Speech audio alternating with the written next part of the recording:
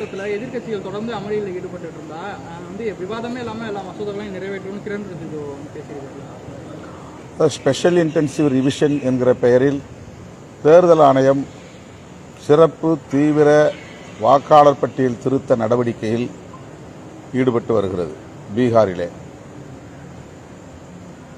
அதில் ஏராளமான தில்லுமுள்ளு நடைபெறுவதாக தெரிகிறது.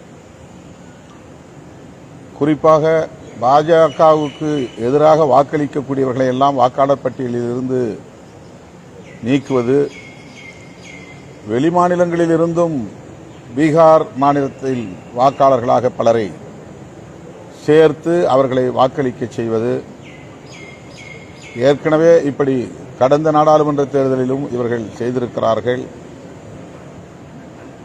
அதற்கு தேர்தல் ஆணையம் துணை போகிறது என்கிற குற்றச்சாட்டுகளை காங்கிரஸ் உள்ளிட்ட அனைத்து எதிர்க்கட்சிகளும், குறிப்பாக இந்தியா கூட்டணியில் இடம்பெற்றுள்ள கட்சிகள் யாவும் வலியுறுத்தி வருகிறோம். இதனை நாடாளுமன்றத்தில் விரிவாக விவாதிக்க வேண்டும் என்பதுதான் கோரிக்கை.